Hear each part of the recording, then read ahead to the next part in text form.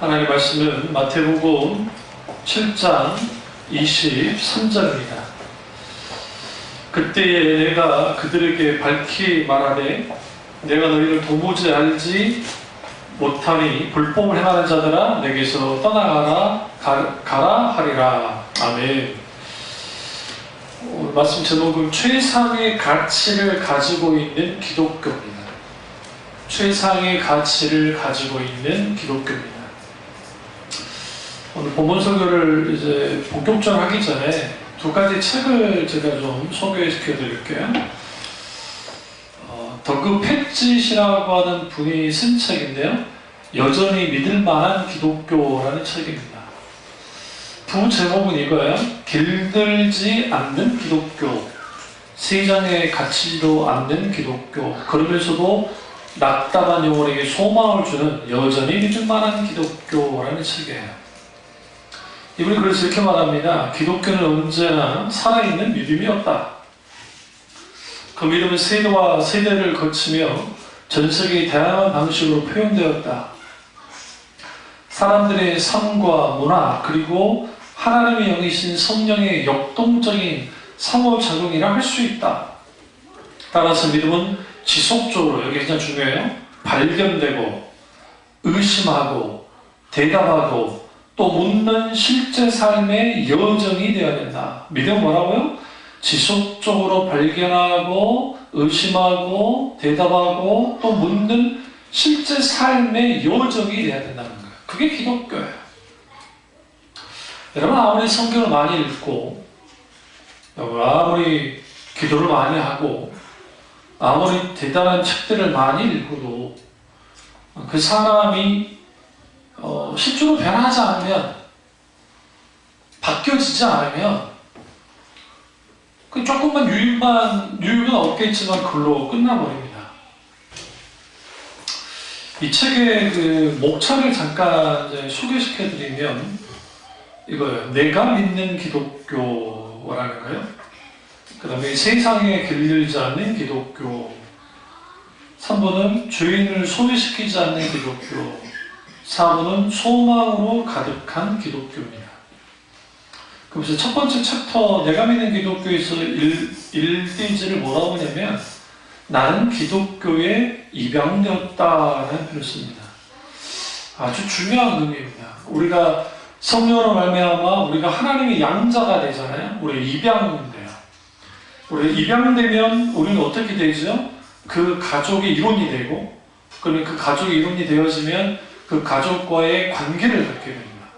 그러니까 우리가 하나님께 입양되어졌고, 그것이 내 힘이 아니라 하나님의 놀라우신 은혜 가운데 내 조건이 아니라 놀라운 십자가의 공덕으로 인하여 우리가 입양되어진 사람입니다. 기독교는 언제나 살아있는 믿음이다 라고 하는 거 아주 중요합니다. 근데 이분이 이렇게 이제 글을 써요. 제가 한번 읽어볼게요. 나는 그리스도인이다. 신학을 공부했고 교회를 개척하고 전도하며 예수님을 사랑하는 그리스도인이다. 나는 부활을 믿고 이 세상에서 하나님과 연합되기를 추구한다. 하지만 문제가 있다. 이 믿음을 쫓기 시작한 이후 지난 20년 동안 내면의 싸움이 점점 심해졌다. 다른 사람에게 털어놓으려면 매우 조심스레 또한 근심하면서 입을 열게 되는 문제이다. 나는 그리스도인이다. 하지만 나는 기독교를 믿지 않는다. 아니, 지난 1500년 동안 성행해온 기독교를 믿지 않는다는 말이 더 정확하겠다. 여기서 1500년 전에 성행한 기독교는 뭐냐면 교황의 등장과 함께 종교화된 기독교를 말해요. 그러니까 종교화된 기독교를 나는 믿지 않는다라고 분명하게 말을 합니다. 그리고 이렇게 얘기하죠. 나는 믿고자 싸우는 것이 아니다. 나는 다르게 믿고자 싸우는 것이다. 오늘날 이 세대가 추구하는 바대로의 신앙생활을 하면, 그 믿음을 갖게 되어지면 세상과 똑같아져요. 그러니까 이 지금 더그 팻짓이 말하는 것처럼 나는 믿고자 싸우는 것이 아니다. 나는 다르게 믿고자 싸우는 거다. 적어도 비본질과 싸워야 되고, 그리고 우리의 신앙의 우선순위와 내가 경험한 하나님의 크기만큼, 아름다움만큼 나는 하나님 그분을 향한 예배, 그를 향한 봉사, 그분을 향한 열심, 그분을 향한 삶에서의 모든 삶은 달라질 거예요. 저는 입으로만 떠드는 신앙은 저는 믿지 않습니다. 과거에는 제가 목회할 때 교인들의 좋은 점만 이해해주고 받아들이려고, 그래서 제가 최대한 자제했어요. 그러니까 분별하려고. 교회 일이 있고 난 다음부터는 그렇지 않습니다. 그러니까 제가 어리석었던 거예요. 나와 같겠지라는 생각하는 거예요. 나같겠지. 그 어리석음에서 제가 벗어나서 교인들의 애티튜드, 태도를 봅니다. 그리고 그 태도 속에서 그들의 신앙의 모습이 적나라하게 그려져요. 그러니까 때로는 성령이 그렇게 하실 때가 있고, 여러 가지 그 행동의 언어를 통해서 극명하게 드러납니다. 우리는 적어도 천비초등학교 교우들이라고 한다면 우리는 다르게 믿으려고 싸워야 돼요. 이단이 되자는 게 아니라 성경대로 믿는 신앙을 뭐 해야 돼요? 가져야 돼요. 또 보면 요즘 하나님이 저를 막 책을 많이 읽게 만들거든요. 돈이 없네? 농담이네?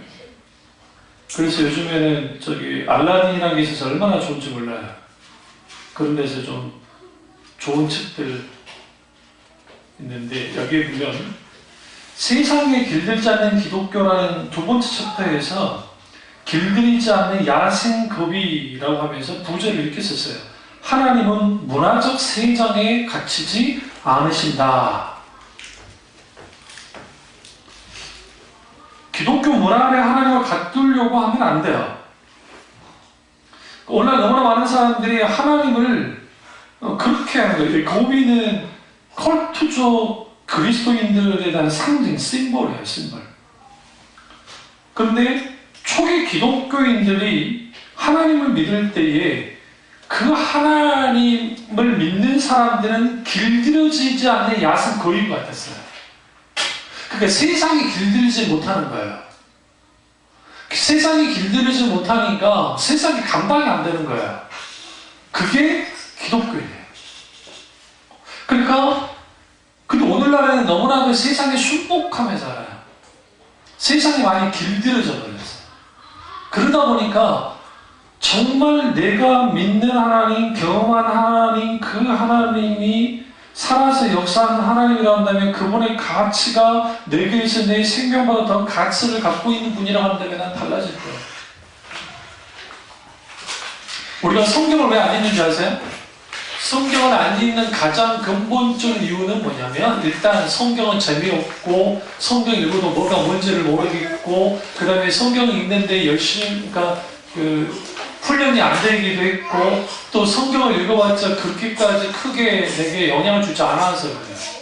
근데 여러분 아십니까? 우리가 성경을 읽을 때 각별히 염두에 둬야 될 게 있는데, 그게 뭐냐면 성경의 저자이신 하나님의 의도를 읽어야 돼요. 그러니까 하나님의 의도하신 것, 저자의 의도가 있잖아요. 그 성경 저자의 의도를 생각하면서 성경을 읽어야 돼요. 왜 주님이 이 말씀을 기록하게 하셨을까? 그게 이제 육신적인 그 성경 기록 저자도 있고 그 이면에 하나님이 계시니까 그 두 가지를 가지고 성경을 읽기 시작하면, 성경 말씀을 통해서 하나님의 의중과 의도를 알기 시작하면, 때로는 내가 양심이 찔리고, 때로는 내가 부딪히기도 하고, 때로는 내가 막 감격하기도 하고, 때로는 그럴 때가 있다는 거예요. 그런 상황 속에서 내가 뭐 하기 시작하냐면, 그 하나님의 말씀에 압도되기 시작하면 달라져요. 내가 믿는 기독교는 최상의 기독교라고요. 물어봅시다. 당신이 믿는 기독교는 어느 정도 수준입니까? 시작. 당신이 믿는 기독교는 어느 정도 수준입니까? 질문만 하지 말고 진짜로 대답을 하세요.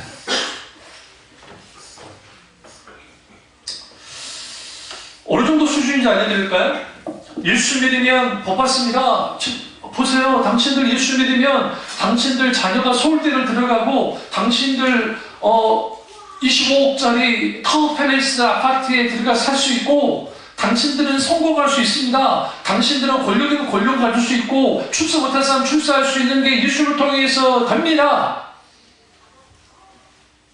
그 정도 수준의 예수를 믿으라면 안 믿겠어요. 하나님이 그 정도 수준입니까? 왕이 되는 게, 최고 권력자 되는 게 하나님의 수준에 맞습니까? 내가 성공한 오너가 돼서 성공한 회사 회장이 되는 것만큼의 하나님의 가치가 그 정도입니까? 그럼 다윗을 보면 알 수 있어요. 다윗은요, 우리가 여러분이 잘 아시는 영국 컬투족의 이제 전설이기도 하지만 에스칼리버 하면 떠오르는 게 누구예요?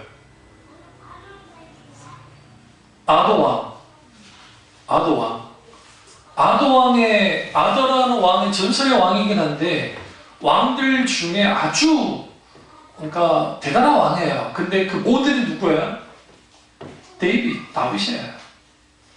그러니까 역대 왕들 그 서구에 있는 태양왕 루이 16세 무슨 프랑스 왕입니다. 그리고 그 신성 로마 제국의 누구의 황제, 심지어는 나폴레옹 누가 됐든 간에 실질적으로 그들에게서 그 왕의 멘토 중에 멘토 누구처럼 되고 싶어요? 데이비처럼 되고 싶으면 다윗처럼 되고 싶으면 다윗이라고 하는데 다윗처럼 되고 싶어요. 근데 그 다윗이 하나님을 믿었어요. 그에게 있어서 하나님의 가치는 자기 왕좌만한 가치가 아니에요. 무슨 말이냐? 그럼 왕이었어요. 그것도 대단한 왕이었어요. 이스라엘 역사 가운데 이집트를 굴복시킨 적이 없어요. 북방민족을 굴복시킨 적이 없어요. 다윗 때는 굴복을 시켰어요. 오늘날 말하면 어마어마한 왕이에요.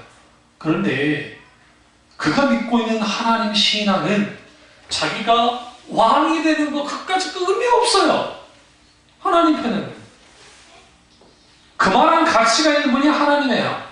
오늘 이제 최상급의 기독 신앙에 대해서 제가 말씀드리는 건데 우리가 믿고 있는 신앙이라는 게 고작 서울대 들어가는 거, 고작 내가 대통령이 되는 거, 고작 내가 성공해서 한 50억짜리 아파트 살고 내 통장에 한 30억 있는 거, 아니면 금으로 도배를 하고 금으로 하는 그런 만큼의 천국이고 그런 만큼의 하나님이라는 걸 안 믿을래요.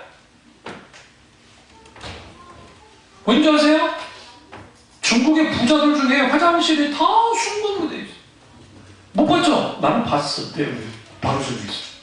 브로스티까? 베이스이 달라집니까? 눈만 번쩍번쩍 하겠지. 번쩍번쩍. 탐심이세요, 탐심. 공허하니까 그런 걸로 덧치잖아요. 유럽 가봤으니까 알지만 유럽에 있는 거리들은 그렇게까지 크게 화려하지 않습니다. 물론 특별히 쇼핑 거리 빼놓고는 정말 그렇게 화려하지 않습니다. 미국 같은 경우 맨하탄이라든지 우리나라 강남이라든지 삐까삐까해요. 아주 합니다. 그런데 왜 그렇게 만들까요? 사람들은 그것을 통해서 뭔가 만족을 느끼고 우리가 대단하다는 것을 느끼기를 원해요. 그럼 봅시다. 그 대단함을 느끼는데 우리 예수 믿음에 대한 대단함이 어디 있냐고요. 제가 목회하면서 아까 그 방문했던 권사님처럼 목사님 화이팅하고 가는 사람은 처음이에요. 내가 위로를 받았어. 위로를. 나한테도 화이팅 해준 사람이 있구나. 우리 교인들은 신민이 있으니까 한 번 나오는 게 그래서 근데 그분에 대한 감독이 갑자기 왔어요. 그러니까 이분이 누군지 모르는데 암 환자다라는 감독이 왔다. 여접시 암 환자셨어요. 근데 하나님 왜 내게 이렇게 하셨을까? 아마도 모르겠지만 하나님이 놀랍게 함께 하실 겁니다. 그냥 감동하시지 않기 때문에 주님이 저에게. 그러니까 이제 우리가 믿고 있는 하나님은 여기 여전히 믿음만한 기독교라는 책이 이제 더그 필지시고, 또 하나의 책은 존 맥가더 목사님의 값비싼 기독교라는 책이에요. 이번에 이제 목차를 보면 여러분이 늘 제가 많이 했던 고객 만족을 추구하는 마케팅 교회의 잘못된 복음, 고객을 당황스럽게 만드는 십자가 복음, 바른 복음 전하다가 인간 쓰레기 취급받은 사도 바울, 타협 없는 복음을 전하다가 거절당하신 예수님의 모범, 참된 복음 전도에 대한 반응으로 영혼의 운명이 갈림, 가벼운 복음 전도로 거짓된 구원의 확신을 주고받는 사람들, 바른 구원의 확신을 가질 수 있는 참된 믿음의 기초, 구원받은 참된 예수의 제자들의 특징. 번째, 예수님을 믿는 사람들은 왜 믿지 않는 것일까? 예수 믿다 변절하는 사람은 왜 변절하는 것일까? 종교 다원죄를 거부하고 기독교 유일성을 자랑. 진리를 바르게 전하면 믿을 사람은 믿는다. 이제 이 책에서 부제가 있는데 아주 작은 부제예요. 값비싼 기독교라는 책인데 부제 때 이렇게 써놨어요. 예수님의 제자가 되는 무한한 가치와 지불해야 하는 비용. 그러니까 내가 예수님의 제자가 되면 어떻게 해요? 무한한 가치 속으로 들어가요. 하나님은 무한한 가치가 있는 분이기 때문에. 그런데 지불해야 할 비용이 있다는 거예요. 이걸 이제 제가 늘 여러분한테 썼던 대가추론이에요. 대가추론. 신앙생활하면서 대가치름이 없으면 가짜야. 그러니까 오늘 오전 설교에 하나님이냐 물질이냐 두 개를 겸하여 섬길 수 없다. 그러니 둘 중에 하나 선택하라가 아니었잖아요. 그냥 뭐라 했어요? 하나님과 물질을 겸하여 섬길 수 없다. 성경은 단언해요. 없다. 그러니까 하나님을 섬기든지 세상을 섬겨라. 물질을 섬겨야 된다. 그러면 세상을 섬기면 무슨 일이 벌어지는 거야? 하나님을 미워하는 거예요. 이를 미워하든지 사랑하든지, 중하게 여기든지 덜 중하게 여기든지, 내가 하나님을 중요하게 여기면 우리는 마음이 되어 있어야 하나님이 내게 중요한 분이에요. 아니, 우리가 하나님을 중요한 분들을 여기지 않아도 하나님은 아주 중요한 분이에요. 그러나 그 중요한 분의 가치는 누구도 몰라요. 우리 허니 언니한테 제가 100만 원짜리 돈다발을 준다고 합시다. 근데 미끼 상품으로 공룡 걸어다니는 걸 같이 딱 줬을 때 허니가 뭘 잡겠어요? 100만 원 잡을까? 공룡잖아. 왜? 아직 어리기 때문에. 그런데 우리 예수한테 내가 뭣도 모르고 예수야 와봐 하고 이제 100만 원짜리 돈다발하고 그럴싸한 걸 딱 줘고 예수 뭘 잡아요? 당연히 돈을 잡지. 왜? 이 돈 잡으면 이걸 수백 개를 살 수 있는데. 이게 어리석은 기독교인들 속에서 진정한 가치가 있는데 그 진정한 가치를 붙잡지 못하는 거예요. 이 세상에서. 그러니까 그 권사님 암 투병하고 세브란스 갔다고 암 투병하시기 때문에 여러분이 설교를 듣는 것과 그분의 설교를 듣는 것은 전혀 다를 거예요. 생사를 오가고 내가 어떻게 될 수 없다는 불안감 속에 있기 때문에 신앙은 좀 더 뭐여야 돼요? 엄숙해지고 좀 더 진지해지고 좀 더 주님을 쳐다보게 돼 있어요. 그러면 이제 이 책 내용 속에서 그 값비싼 기독교라는 책의 내용 속에서 이거예요. 이분이 말하는 거예요. 교회에 위치한 어느 교회에는 최근에 격이 없고 편안하고 가벼운 분위기, 교회 밴드의 멋진 음악을 약속하면서 교회 오는 사람은 거짓말 같지만 아주 즐거운 시간을 보낼 거라는 내용의 광고성 전자우편을 발송했다. 미국 교회를 말하는 거예요. 커피 전문점 주인이라면 그런 식으로 말해도 아무 문제 없다. 그러나 사람을 불러 예수 그리스도를 복음을 전한다고 자처하면서 그것을 우선순위로 삼는다면 그것은 사람을 불러 거짓말을 하는 것이다. 이것이 소비자를 위한 기독교다. 이것은 가벼운 기독교이고 잘못된 방향의 선행이며 복음에 물을 타는 것이고 복음을 사람들의 구매에 더 맞게 인기 있게 만들려고 성경의 복음을 잘못 해석하는 것이다. 그런데 기독교는 맛이 좋아 목구멍으로 술술 잘 넘어간다. 기분을 잘 달래주고 가려운 곳을 긁어주는 것 같다. 당신의 취향에 딱 들어맞는다. 그러나 그런 가벼움으로는 결코 당신을 예수 그리스도의 참된 구원의 복음으로 충만히 채워주지 못할 것이다. 왜냐하면 그것은 인간이 고안해낸 것이지 하나님이 계획한 것이 아니며 공허하고 무가치하기 때문이다. 사실 그것은 단순한 무가치한 정도가 아니다. 가벼운 기독교의 메시지를 듣는 사람은 사실 비참하게 속고 있으면서도 자신의 복음을 듣고 있다고 생각하고 영원한 심판에서 구원받았다고 생각하기 때문이다. 이게 얼마나 무서운지 아세요? 또 볼까요? 자기 존중이라는 거짓복음. 참된 복음은 자기 부인을 요구한다. 그것은 자기 성취를 요구하는 것이 아니다. 그래서 참된 복음은 목회자들이 예수님을 실용적인 요술램프 거인처럼 여기는 오늘날의 변절된 복음과 반대편에 서게 된다. 그들은 말한다. 당신의 램프를 문지르면 그가 튀어나와 당신이 원하는 것 무엇이든 다 있다고 말해준다. 명단만 건네주면 그가 알아서 다 가져다 준다고 한다. 참된 복음을 변호하다 보니 나는 성경을 별로 진지하게 받아들이고 싶지 않은 사람과 상당히 심각하게 대접하지 않을 수 없게 되었다. 쭉 내려가면 예수님은 당신이 빛에서 벗어나기를 원하시며 당신이 TV 봉사에게서 헌금만 충분히 하면 바로 그 믿음의 행위가 당신을 빛의 귀신에게서 해방시켜 줄 것이다. 그리스도를 만나는 구원은 건강과 부와 번영과 행복의 보증수표다. 이러한 심리학적인 인간 중심적 분강사들은 예수님은 당신에게 평안을 주시고 예수님은 당신에게 기쁨을 주시며 예수님은 당신을 더 윤호와 외판으로 삼으시며 예수님은 당신이 더 많은 홀로움을 칠 수 있도록 도와주신다 말한다. 그들에 따르면 예수님은 정말 당신이 자신을 더 긍정적으로 생각하도록 만드시는 것을 원한다.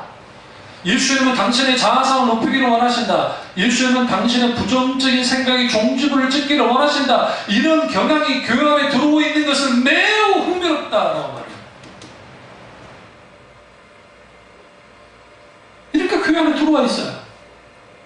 멀리 있잖아. 여러분 CTS나 CBS나 굿TV나 시채널이나 목사님들 다 그렇진 않지만 상당수의 목사님들 설교가 이런 데다 빠져있어요.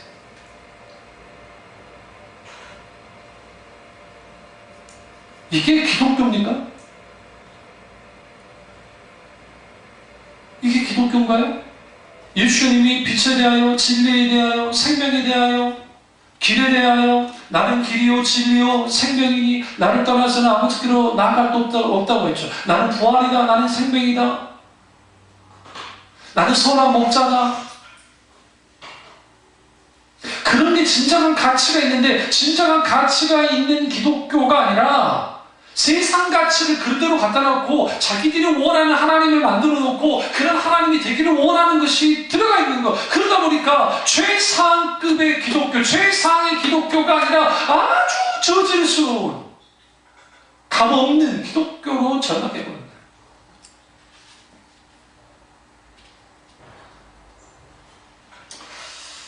그리고 이번에 제가 좁은 문이라는 챕터 속에서 이분이 뭐라고 말하냐면 인간이 영광을 원한다. 우리는 건강을 원한다. 부를 원한다. 행복을 원한다. 우리는 우리의 모든 절실한 필요가 충족되고 우리의 모든 가려운 것을 누군가 긁어주기를 원한다. 우리는 고통 없는 삶을 원한다. 우리는 십자가 없는 면류관을 원한다. 우리는 고통 없는 소득을 원한다. 우리는 그리스도의 구원에 대한 받아들이기 쉬운 말씀을 원한다. 사람들은 그런 식으로 생각한다. 그러나 그것은 우리를 향한 하나님의 가르침이 아니다 하면서 이분이 히브리서 2장 10절에 있는 고난이 우리 구원의 대장이신 주님을 완전케 했듯이 우리도 고난을 통과하게 될 때 거기로부터 그 예수 그리스도의 완전케 되심의 은혜가 우리 안에 부어져서 우리도 어떻게 해요? 연단되고 단련되어져서 나도 거룩하게 너희도 거룩하라고 하는 주님의 그 거룩한 그 사람으로서 바뀌어져 나가는 거예요.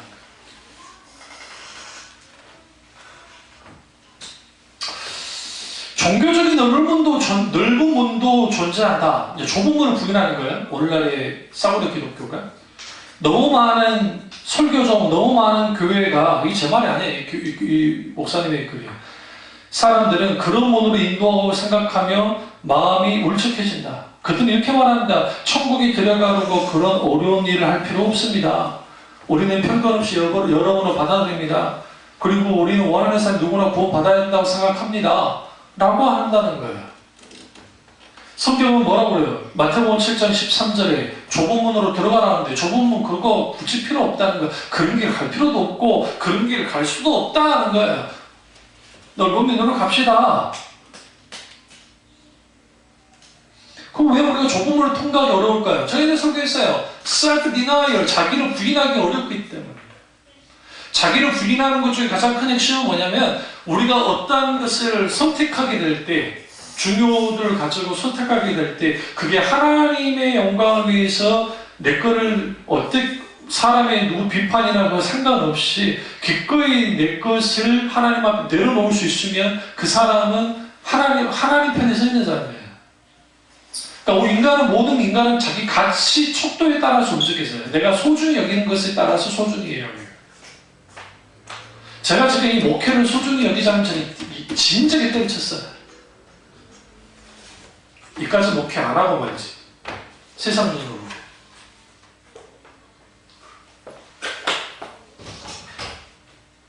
그러니까 우리가 이제 고객 만족 하면서 뭐 여러 가지 마케팅에 대한 마케팅에 물든 기독교 뭐 여러 글들이 있죠.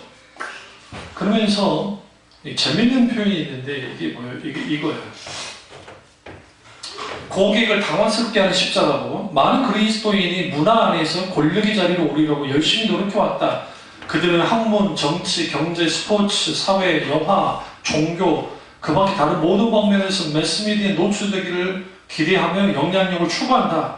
그러나 그들이 그렇게 때로는 매스미디어를 통해 때로는 매우 관대한 교회 환경에서 세상에 알려지면 그들은 복음의 모든 걸림돌을 교묘하게 제거하여 편안한 길을 편안한 길을 따라 사람들을 천국으로 손짓하는 새로운 맞춤형 대중복음을 선포한다. 그들은 자기를 희생하고 가족보다 미워하는 등 모든 믿기 어려운 내용을 제거해버린다. 그들이 지는 환상은 문화적 권력과 영향력을 가진 자리에 오르면 우리의 메시지를 더욱 효과적으로 전달할 수 있으며 일단 모든 사람의 이목을 집중시키며 복음의 가치를 제거하고 받아들이기 쉬운 메시지를 개발함으로써 더 많은 사람을 그리스도께 인도할 수 있을 것이다 라고 한다. 그러나 기독교적인 유명 인사들은 이런 높은 자리에 오르기 위해 진리를 희석시키고 양보한다. 그리고 그 자리에 머물기 위해 그들은 대중을 계속 붙잡아 둘 수 있도록 거짓 가르침을 계속 설파해야 한다는 압력에 굴복한다. 진리를 말하는 것은 지롭지 못한 처신이 된다. 하면서 여기서 여러 가지 말을 대중적인 철학에 따르면 그들이 우리를 좋아한다면 예수도 좋아할 것이다. 그러나 이런 식의 진리를 양보할 경우만 피상적으로 효과를 거둔다. 하면서 쭉 나와요. 이게 뭘 의미하냐면 오늘날의 기독교가 적당히 타협하고 적당히 함께하면 어려울 게 없어요. 어려울 게 없어요. 문제는 뭐가 문제가 되냐면 오늘 본문 말씀처럼 불법을 행하는 자가 되니까 문제예요. 불법. 마태복음 7장 22절을 보면 그날에 많은 사람이 나더러 이르되, 여기서 중요한 게 많은 사람이에요. 적은 사람 아니에요. 주여 주여 우리가 주의 이름으로 선지자 노릇하며 주의 이름으로 귀신을 쫓아내며 주의 이름으로 많은 권능을 행하지 아니하였나이까 하리니. 이게 뭐예요? 지금 선지자적인 사역을 하고 있는 거예요. 능력 사역을 하고 있는 거잖아요. 그런데 그때 내가 그들에게 밝히 말한다, 정확하게 말한다, 내가 진리를 말해주겠다, 진실을 말해주겠다, 나 그들 도무지 알지 못해, 그들은 불법을 행하는 자들이야 라고 말해요.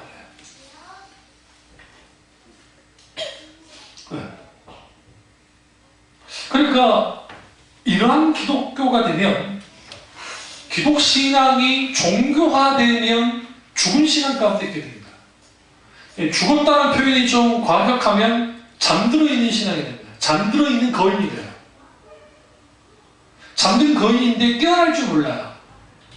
여러분, 아무리 거인이라 할지라도 깨어나지 못해요. 잠이 들어서. 그러면 저 어린아이 하나한테도 잊지 못해요. 그러니까 그런 기독교가 되기를 원수가 원해요. 사탄은 그런 기독교, 그런 교회가 되기를 원해요. 그렇게 되어주면 상관없어요. 오히려 그렇지 않습니까? 세상 기준을 통해서 내가 다니는 교회가 어떤 교회인가, 그 교회가 진리가 있느냐 없느냐, 그 교회가 진리의 말씀이 선포되느냐, 우리가 신앙생활하는 그 교회가 진정한 어떤 방향으로 가고 있느냐가 중요할 텐데, 그것보다도 교회 사이즈가 얼마나 되고, 교회가 프로그램이 어떻게 되고, 사람들이 좀 많아가지고 서로 교제도 나누고 놀기도 하고 또 뭐 활동도 하고, 또 신앙생활 재밌게 하고, 놀러도 가고, 뭐하고 그러다가 정작 그들에게서 진리는 뭐가 있느냐?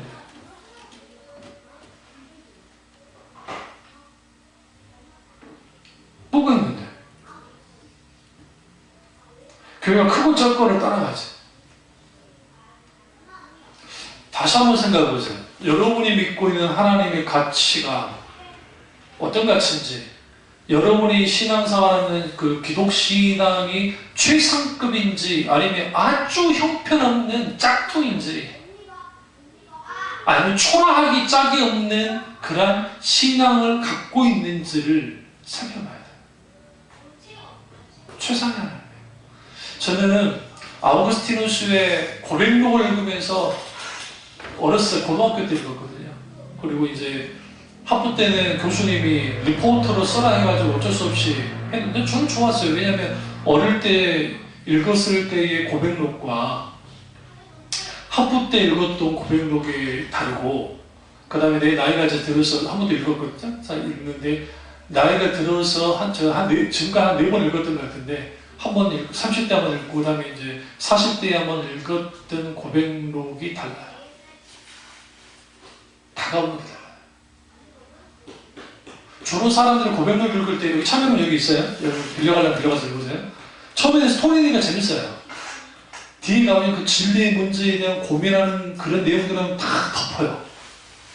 거기는 정작 읽어야 될 게 그건데, 그걸 안 읽는 거예요. 그 쭉 읽으면 어떻게 우리로부터 지금 적어도 한 1600년 전에 있었던 사람이, 아우구스티누스라는 사람이 예수를 믿는데, 하나님을 믿는데 너무 멋진 거예요. 그가 믿고 있는 기독교는 지금 우리가 믿고 있는 기독교와 달라요. 너무 멋진 거예요. 예레미야스라든지 저롬이라든지 안셀름이라든지 그런 교부시대에 있었던 그런 귀한 분들의 글들을 읽다 보면 숙연해져요. 왜 숙연해지냐면 내 스승들 중에, 내 신학 스승들 중에 그분들을 능가하는 분들은 없을 뿐만 아니라 실제로 그 신앙의 모범을 보여준 교수님들은 거의 없어요. 솔직히 뭐가 그렇게 결정을 줘버린가? 뭐가 그렇게까지 기독신앙을 땅에 떨어지게 만드는가? 여러분 그거 아세요? 우리 기독신앙에 땅을 떨어지면서 우리 입에 예수 믿는 사람들만큼 말 잘하는 사람도 없어요. 자기 신앙과 이렇게 잘하고 말을 해. 그런데 그들의 행동의 언어를 들여다봐야 돼요. 결정적일 때 어떻게 행동하느냐? 자기 편을 쓰느냐, 하나님 편을 쓰느냐? 21절을 보면 나더러 주여 주여 하는 자마다 천국에 들어갈 것이 아니요 다만 하늘에 계신 내 아버지 뜻대로 행하는 자라 들어가리라. 여기서 주여 주여 하는 자마다에 집중하세요. 아주 종교적인 사람이에요, 이 사람. 그러니까 여러분, 우리가 하나 착각하는 게 뭐냐면 종교적인 기독교를 갖고 있는 사람과 이 성경에서 하는 인격지신 하나님을 만나서 하나님을 믿는 사람과는 분명한 뚜렷한 구별점이 있어요. 그게 뭘까요? 그게 종이 한 장 차이인데 일반적으로는 그렇게 구분잘 되질 않아요. 그런데 어디에서 구별이 될까요? 교리에서. 하나님은 누구신가에 대한 질문을 받았을 때 구분이 돼요. 종교적으로 하나님을 믿는 사람은 그 종교적인 체험 정도의 하나님, 종교적인 어떤 교리, 배운 것에 대한 정도 하나님만을 계속 대려해요. 그런데 인격체신 하나님을 경험하고 알게 되는 신앙의 본질에 속한 그리스도인들은 뭐가 다르냐면, 단순히 아브라함이 야훼 이레 하나님이라고 할 때에 여호와 이레 하나님, 공급하신 하나님, 예비하신 하나님, 그 하나님 내 하나님 되주십시오 그런 식으로 기도하지 않고, 그의 삶의 현장 속에 하나님이 찾아오셔서 성령의 조명 속에서 경험하고, 마치 만지지는 않았지만 만진 것 같은 그런 만져진 바 되어진 하나님 경험이 있고, 그게 진리의 말씀 속에서 인격체신 하나님과의 성령의 조명을 통한 인격체신 하나님과의 경험이 있기 때문에 그 하나님은 생생해요. 사실적이고 실질적이고 개인적이면서도 그런 하나님이에요. 그런 하나님 말할 수 있어요. 첫 번째는. 두 번째는 내가 누구인지를 알아요. 진짜 그리스도인. 내가 누구인지를 알아요. 여러분 누군지 아십니까? 수술하면 직원들이 나는 누구인가? 여러분 누구예요? 어린이집 후손으로 태어난 그런 사람입니까? 그럼 여기 이걸 좀 더 편하게 하려면 하나님이 보는 나, 내 자신이 보는 나, 그게 같아야 돼. 그게 나를 바로 보는 거예요. 그러니까 많은 사람들이 착각하는 게 나는 누구인가? 뭐 어쩌고 뭐 심리학적으로 뭐 불교의 어떤 뭐 명상이라든지 그 뭐 여러 가지 방법을 가지고 왔으니까 그 세상 어떤 그 세속 종교에서 하는 명상법을 교회 안에 갖고 들어와서 나는 누구인가? 그래서 과거의 나에 대한 기록을 하고 오늘의 나에 기록하고 미래의 나에 대한 기록을 한대. 이게 신학대학에서 하는 짓이죠. 그게. 뭐 할 때? 신입생들한테. 아니 그 자체는 나쁘지 않아요. 왜냐하면 애들한테 동기부여한다는 차원은 괜찮은데, 그럼 그게 왜 여과 없이 그렇게 그런 일들을, 그것도 다른 것도 아니고 신학대학에서 왜 하느냐. 요즘 애들이 막 사니까, 이름 말하면 애들이 뭐라 하겠지만 막 사진 않은데 생각은 많지만 좀 그 애들한테 뭔가 방향을 좀 제시해주고 싶어서 교수님은 아주 좋은 의도로 그렇게 시킨 거야. 근데 문제는 뭐냐면 그게 뭐와 관계가 있어요? 심리학에서 자기를 각인시켜서 자기를 소위 말하는 좀 각성을 시키는 거예요. 각성을 시켜서 그 자기의 그 의식의 흐르는 방향을 이제는 내 과거에 잘못된 것 어떤 것도 있지만 미래 지향적으로 갈 수 있도록 자기 암시를 계속하면서 자기를 계속적으로 다독여주면 내가 그런 사람으로 바뀌어줄 수 있다고 생각합니다. 여기에서 이제 여러 가지 학설이 있어요. 뭐 이제 프로이드는 그렇고 칼 융도 그렇고 에릭슨이라든지 기타 등등 그 심리학자들의 주장들이 있고 그 주장한 방법들이 여러 방법들이 있어요. 그 장단점도 있고 단점도 있고 막 그게 나온단 말이에요. 그런데 그런 방법론들을 가지고 쭉 가져가요. 근데 그 인생이란 뭔가, 사람은 누구인가라는, 나는 누구인가라는 답은 하나님 외에는 해줄 사람이 없어요. 뭐 전지적 참견 시점이라는 TV 프로그램이 있죠. 잠깐 제가 프로 돌리다가 봤는데 이영자 씨가 얼마나, 여기도 오늘 저기 뭐 들렸다가 들렸을지 모르지만 망양 휴게소, 금강 휴게소, 거기에서 제일 맛있는 음식을 설명을 해줬는데 나 진짜 먹고 있는 줄 알았어 내가. 너무너무 설명을 잘하는 거. 응? 그 뭐야 그 저기 소세지하고 떡하고 같이 거. 응? 꽃떡? 소떡. 소세지하고 떡이 그 소세지 떡이고 사모가 만들어서 줬잖아. 우리 딸내미 맛없다 맛없다 그러는 거 둘이 다 먹더라고. 맛있다는 소리야. 근데 이제 소떡. 우리는 소떡 같은 거 먹을 때 이렇게 배먹잖아요. 이렇게 옆으로 배배가 되는데 갈비 뜯듯이. 그래야 두 맛을 음미하면서 기쁨의 배가 되어주고. 응?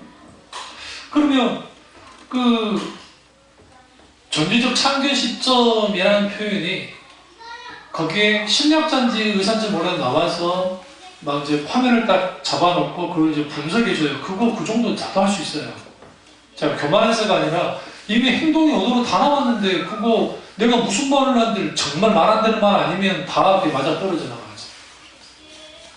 다시 말하면 남에 대한 행동이나 그 분석은 자기가 잘 할 수 있을지 모르지만 자기의 것은 못해요. 그리고 여러분 속죄 말아야 될 게 그 프로이드가 무의식에 대한 말을 하도 많이 해놓으니까 어느 날에 무의식이 마치 의식인 양 착각하는데 무의식 세계는 사실을 모르는 게 무의식 세계예요. 그래서 정신 분석하기 위해서 무의식에 있는 것을 의식으로 가지고 나와. 근데 그게 주로 뭐하고 관계돼요? 성관계가 있어요. 그게 프로이드 심리학이에요. 그 칼 융이 이거 아니다 라고 해서 또 대받아 치고. 그러니까 오늘날의 세상에서 떠돌고 있는 우리는 지금 뭐 예능이다, 뭐 TV다, 뉴스다, 광고다 이런 것들이 그냥 우리 생각은 그냥 사람들을 만든 것 같아도 거기는 이미 심리학 쪽에도 상담원 쪽에도 마케팅 쪽에도 그렇고 어떤 그 영상도 만들 때 영상의 이야기라든지 이걸 다 계산하면서 다 생각하고 사람들이 어떻게 할까 다 하면서 만들어내요. 근데 우리는 그냥 무방비하게 노출되어버려요. 전지적 참견 시점은 하나님만 알 수 있어요. 그런데 인간에게 하나님이 자유를 줬기 때문에 인간이 그를 거부하는 하나님이 하실 도리가 없어요. 그래서 하나님 어떻게 하느냐? 인생 막대기와 채찍으로 때리시는 거예요. 훈계하시는 거예요. 돌이켜. 그리고 주님이 나는 누구인가? 라고 할 때 나를 바라보게 하는 거예요. 이들은요 선지자 노릇했다고 한 표현은 예수님 표현이고 그들은 선지자였어요. 사실 그러니까 자기들은 모르는 거예요. 지금. 자기가 어떤 사람인지 어떤 존재인지. 근데 주님이 선지자 노릇했다. 그게 결국은 종교 노릇하면 안 돼요. 기독교 종교 노릇하려고 참비중학교가 지금까지 버텨온 게 아니에요. 목사가 목회하면서 가장 힘이 빠질 때가 언제냐면 좀처럼 변화되어 있지 않는 나도 그렇고 사람들이에요. 그러니까 소위 우리가 은혜 받을 때는 사람들이 막 은혜 받았으니까 막 변화될 것 같잖아요. 근데 어느 시점 되어지면 본래의 자리로 돌아가 버려요. 왜 그럴까요? 이 부분을 아우구스티누스도 그 말을 계속했어요. 왜 하나님 은혜가 있을 때는 왜 바뀌다더니 왜 나는 왜 자꾸 돌아가는 건가? 나는 왜 그런지. 그 이유는 뭐냐면 아담의 타락한 본성, 다시 말하면 원죄 때문에 우리의 죄의 본성이 죄를 행하도록 만들어요.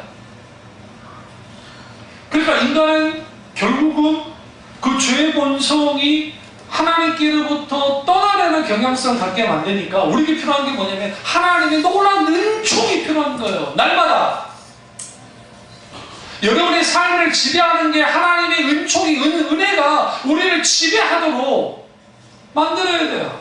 다 목사가 여러분 목사 된다고 해서 여러분 은혜를 많이 받을 것 같습니까? 아니 진짜 우리 조카님이 목사 된다는 난 철저히 반대예요. 제 엄마 아빠가 찬성하니까 우리 어머니까지 찬성하니까 한 말이 없는 분이지. 언젠가 내가 그놈을 만날 거예요 라고 불러가지고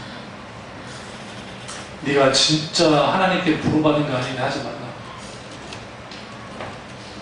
우리 헌이도 심각하게 내가 뭐 언젠가 만날 거예요. 내가 심각하게 하나님께 부르는 줄 준비가 안 하고 언젠가.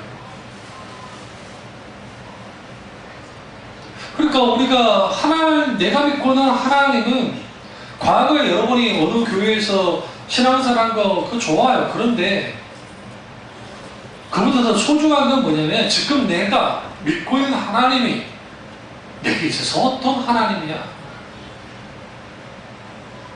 막연한 하나님이 아니라 살아서 역사하신 하나님이라고 한다면 내가 믿고 있는 하나님은 최상급의 기독교예요. 최상급. 요즘은 이해가 안 되죠. 뭐 박근혜 대통령 하는데 보수 기독교가 와가지고 무죄 석방하라 이 사탄의 세력들아 그러고 있고 반대 좌파 기독교에서 뭐라 합니까? 이 미친 이것들아 둘 다 아니에요. 아웃이에요. 둘 다 아웃이에요.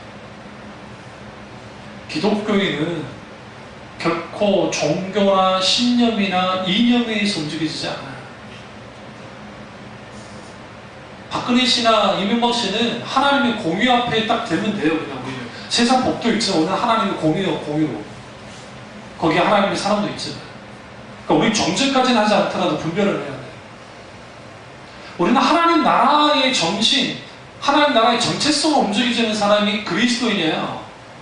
그 미국에 아주 우파적인 기독교가 있어요. 거기도 똑같이 좌파적인 거 말할 것도 없고, 이런 사람들이 오늘날 포스트 모던 다원주의 사회 속에 사니까 니도 옳고 자기도 옳고, 아니 이게 정글이에요. 전쟁터야. 그 가서 우리 교회는 교인이 적으니 우리 교회처럼 이렇게 적은데도 여당 야당 나눠지는 판에 네? 저기 이씨 왕손과 박씨 그분과 나눠지는 판에 대형교회는 말할 것도 없지. 그쪽 어마어마하게 사람들이 많은데 그거 가지고 무슨 누가 오래 그 의미 없어요. 지지하는 거는 자기들 자유니까 할 말도 없지만, 분명한 것은 성경의 진리 가운데 분별하고 죄 짓는 게 문제가 아니라 회개하지 않는 게 문제인 거예요. 우리는 너무나도 착각하고 있는 게, 저 사람 죄 졌어 미투 운동도 죄 졌어 아 근데 어쩌다는 거예요. 그러면 어쩔 수 없이 직장 잘려가지고 이제 미투 운동 걸려가지고 김아무개 씨처럼 해가지고 정말 진정한 반성이 없어요. 뭔 의미가 있습니까? 그게 한 사람의 인생 그냥 쫄딱 망하고 끝나는 거지. 그런데 정말 생각해보니까 그게 너무 나쁜 짓이었고 너무 이게 아니니까 내가 정말 잘못했고 나 이제 다 모든 거 다 일단 내려놓겠습니다. 용서하고 사과를 빌며, 그 사람이 실수하지 않는 사람이 없잖아요. 그런 사람들까지 정죄해야 됩니까?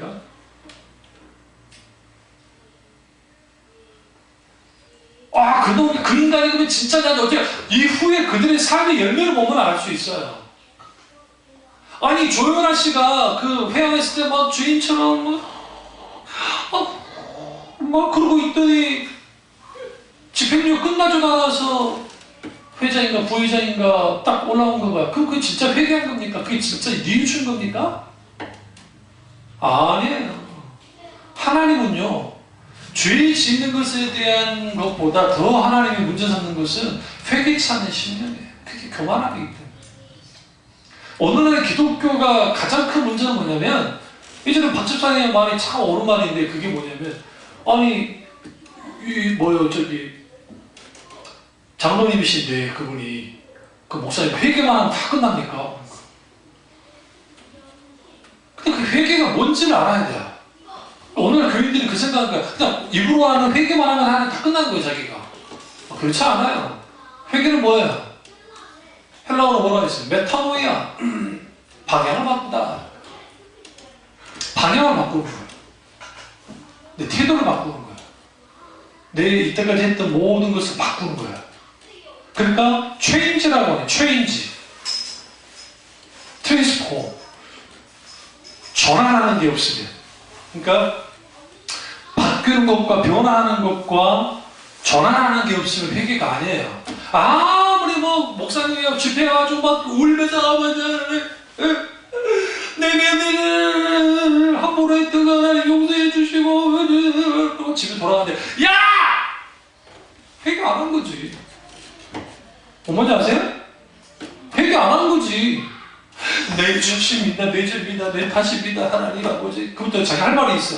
내가 저거 용서해 줄라 그랬는데 또 나를 영향력을 했다고. 회개하지 않는 사람들의 모습이에요. 근데 한국교회는 감정적이고 감성적인 회개를 가르쳤어요. 울어야 됩니다. 울어도 못하네 눈물만이 흘러도 그런 찬양이 있어요. 그래서 옛날에는 찬양 가운데 그 회개 찬양을 놓고 이런 찬양 많이 불렀죠. 서쪽 하늘 붉은 노을 영문 밖에 비치누나 네, 이렇게 부르는 여러분이 별로 감정이 없죠. 서쪽 하늘 붉은 노을 사람 할 수 있어요. 막 내가 쫙 연약하온 어깨에 십자가를 예전에 그런 찬양들을 불러주면 사람들이 감성적으로 한국 사람은 심성이 곱다니까요. 울어요. 더구나 목사님 설교가 아주 구슬펐고 슬픈 설교에 슬픈 찬양에 했으니 거기에서 안 울 수가 있어. 눈물 안 나도 침 발라고 해. 뭔지 아시죠? 옆에 사람이 볼까비. 또 우리나라 사람들은 감정이 좋아서 옆에서 울어주면 같이 울어. 영문도 모르고 울어 같이. 그러고 난 다음에 여러분 딱 끝나면 종교적인 카타르시스가 감정적으로 막 쏟아진 듯한 그런 카타르시스가 있어요. 여러분 남편하고 열받고 누가 열받았을 때 친구들끼리 입방아 치면 조금 속이 팍 편해지지. 그 이유가 뭐냐면 이 가슴에 응어리가 가슴이 태운 것처럼 막 추노 눈물이 배인 것처럼 하다가 이걸 한번 쏟아냈더니 뭔가 좀 달라지는 거야. 풀어지는 거야. 그게 심리작용이에요. 그게 스트레스를 풀려면 왜 남자가 빨리 죽느냐 그런 거 안 해서 죽는데 여자들은 그런 거로 푸는데 남자 그런 거는 안 풀어져. 남자들은 성질이 더 나. 뭔지 아시죠? 그 말하면 이야 그러니까 이제 주님 안에 다른 약을 드시는 거예요.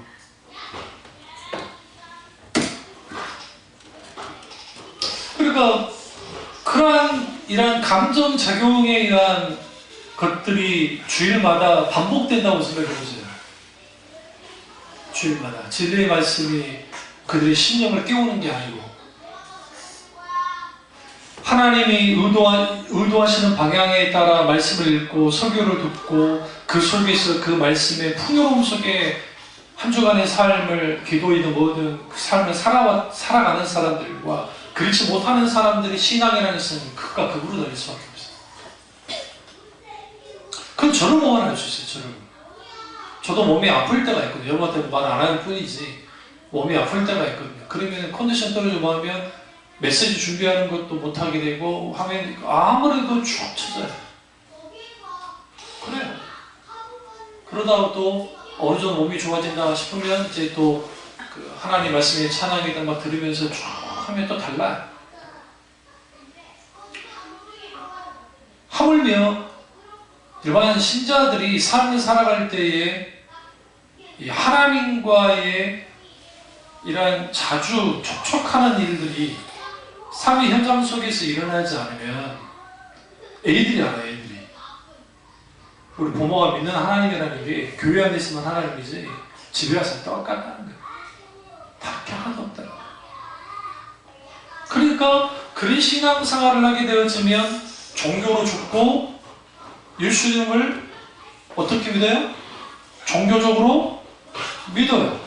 그 종교적으로 믿는 믿음을 향해 예수님 뭐라고 그래요? 불법을 행하는 자들아. 그러시면 주님 뭐예요? 떠나 가라 쫓아내버리잖아요. 우리 주님 쫓아내는 건 아니거든요. 어서 돌아오 늘 와라 하시면 이제 쫓아내버린다. 떠나가라. 필요 없다는 거예요. 그러면서 주님 24절에 아주 중요한 말씀 하십니다. 그러므로 누구든지 나의 이 말을 듣고 행하는 자는, 그러면 이 말은 뭐예요? 앞에서 말하는 그 주하는 자마다 천국에 들어갈 건 아니라는 거, 선지자 노릇 하지 말라는 거, 불법을 행하지 말라는 거예요. 그래서 이 말을 듣고 행하는 자는 그 집을 반석에 지은 지혜로운 사람 같으니. 그러니까 기독 신앙이라는 것은 반석에 세우는 신앙. 여기서 반석은 뭐예요? 두 가지 의미를 갖고 있어요. 하나는 말씀이 반석이고 또 하나는 예수 그리스도 그분 자신의 반석이에요. 그 위에 세워지는 거예요. 그 위에 세워지면 무너뜨리지 못하게 하는 게 뭐다? 기독 신앙이다. 그게 기독교라는 거예요. 그게 숫자 감소가 기독교의 위기가 아니에요. 사실. 그러면 숫자가 줄어들지 않았던 80년도 말 90년대 초까지 그때까지는 줄어들지 않았으니까 그럼 그때는 기독교가 위기가 아니었나요? 위기였다니까요. 제가 그때는 서슴파란 신학생이기 때문에 지금보다 더 비판적이었어요. 신학생들이 아주 비판적이고 설교도 하죠. 그때 제가 심취했던 책들이 아주 비판적인 책들을 만들고 있어요. 그러니까 나도 모르게 무너지는 거예요. 이 뭔가. 그래서 빨리 이제 방향전환한 게 자크 루이라고 하는 프랑스의 사상가이자 정치가이자 크리스찬이었던 그분의 글을 읽고 달라진 거죠. 균형을 잡으려고. 그러니까 그러한 일들이 우리가 중요한 게 뭐냐면 내가 믿고 있는 기독교가 여러분이 생각하는 정도의 기독교는 아니라는 거예요. 이번에 저 말이 안 해. 사실 김난주 목사님이 했던 말 중에 성경 역사 속에 있는 사람들이나 성경에서 말하는 신앙이 정말 무엇인지 안다면 우리 이런 식으로 신앙생활 안 한다고요. 근데 그 맛을 못 봐요. 그러니까 그 세계 안에 들어가지 못한 거예요. 그 놀라운 그 세계가 있는데 그럼 왜 그러느냐? 깊은 사유함이 없는 신앙생활이에요. 사유함이 없어요. 책을 아무리 많이 읽어도 저는 독서 마냥 좋지만 이 책 저자의 의도가 무엇인지를 알고 책을 읽는 사람과 그러지 않는 사람은 천지 차이예요. 그러면 안 되지만 제가 신학생 때 그 학교에서 일하고 교회에서 일하고 리포트를 써야 되는데 교수님이 리포트를 책을 내주면 이걸 읽을 시간이 없는 거예요. 그러면 안 되는데 우리나라는 말이 교육조도사지 아예 그냥 전인조도사처럼 내가 일을 했으니까 그러니까 교회 가서 뭐 새벽기도 인도하고 철학 인도하고 구역장 예배하고 또 애들 차량 지휘도 하고 어른들 그 지휘도 청년들 지휘도 하고 청년 예배도 토요일날 인도하고 중고등부 인도하고 교회 학교는 그나마 뭐 부장 집사님이 하긴 하지만 애들 또 설교는 내가 해줘야 되고 주중에 수요일날 금요일날 그때는 또 목사님이 분강사니까 나가버리면 내가 또 설교 다 해야 되고 새벽기도까지 이 양반 없으면 새벽기도까지 풀로 다 떼어야 되고 교회에서 자면서 동산교회 가기 전에 나를 말했죠. 그럼 그걸 다 해야 하니까 리포트를 쓰려면 이게 읽을 시간이 솔직히 말하면 좀 학교 때 인도하고 하니까 강의도 듣고 하니까 없는 거예요. 다람쥐 독서를 내가 많이 했던 사람이라 아주 리포트를 잘 짜집기를 잘했단 말이에요. 왜요? 서론 읽고 목차 읽으면 이 책의 방향이 그냥 머리에 탁 들어가요. 대부분은 리포트 막 요약할 때 그림도 바쁜데 나 같은 경우에는 리포트 쓸 때 거기다가 느낀 점 요약 피드백이라고 하죠. 피드백까지 하면서 이렇게 쓰면 거의 맞아요. 교수님은 대부분 막 잘 쳐놓은 거 많이 볼 것 같아도 오히려 그 피드백이라고 하는 느낌전이라고 하는 그것에 더 중점을 두는 경우가 많거든요. 그럼 학점이 좋을 수밖에 없죠. 부끄러운 고백이에요. 이게 잘했다는 얘기. 그래서 우리 딸내미 리포트 지금 쓰라고 내가 전혀 상관없는 과목이지만 내가 쓰면 나 쓸 수 있어요. 그 책 일단 서론 읽고 교수님 그 강의한 조금만 내가 읽어보고 하면은 그 맞게 오정도 쓸 수 있어요. 무슨 말씀드리냐면 제 자랑을 하려는 게 아니라 우리가 성경을 읽을 때에 혹은 신앙생활 할 때도 마찬가지고 신앙생활의 정답이란 뭐예요? 진리를 따라가는 게 정답이잖아요. 그럼 적어도 내가 믿는 예수님은 세상에서 말한 예수님 정도가 되면 안 돼요. 신앙의 평균 하향이 됐어요. 오늘날 시대가. 상향이 되는 거예요. 그 이유는 뭐냐면 지금 저는 존 메가더 목사님이 말했던 것처럼 교회가 대형화되기 시작하니까 누구든지 들어오게 하고 누구든지 할 수 있는 무대를 만드니까 진리를 바꿔버렸다는 거예요. 더 이상 부딪히는 게 없어요. 더 이상 그들에게 주에 대한 설교, 십자가에 대한 설교 그런 것들이 없어져 버린 거예요. 걸림돌이 사라진 기독교를 만들어내니까 땅이 떨어지는 거죠. 근데 그런 것이 서슬파랗게 살아있는 교회에는 오늘날의 값싼 기독교의 영향을 받고 거기에 자라나온 교인들은 그게 적응이 안 돼요. 그게 적응이 안 돼요. 그래서 전 세계적으로 개혁교회 교인 수가 그렇게 많지 않아요.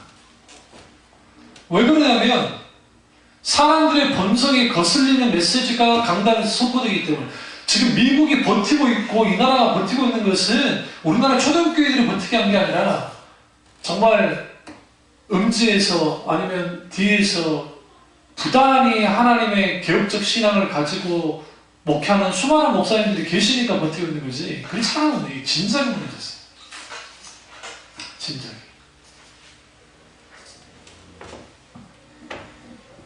그러면 이제 우리는 뭐 해야 됩니까? 종교에서 진리로, 교인에서 그리스도인으로 바뀌어져야 돼요. 주님이 원하는 게 그거예요. 오늘 이 사람들은 불법을 행했죠. 종교 놀이를 했습니다. 종교 놀이했다고요. 종교인 노릇을 했고. 근데 그게 하나님 앞에 통하지 않았다는 거예요. 그럼 왜 이렇게 될까? 어떤 교수님의 강좌 속에서 참 공감했던 게 김지찬 교수님인가? 총신대 김찬 교수님인가? 갑자기 헷갈리는데 왜 우리는 이 땅에서 살아갈 때 우리 신앙생활 할 때 이 정도밖에 신앙생활을 못할까? 그 이유는 뭔지 아세요? 천국을 안 믿어서 그래요. 정말 저나 여러분이 천국이 있다는 것, 정말 성경에서 말하는 천국이 있음을 분명히 알고 믿는다면 오늘날 우리 이 정도 신앙생활 안 해요.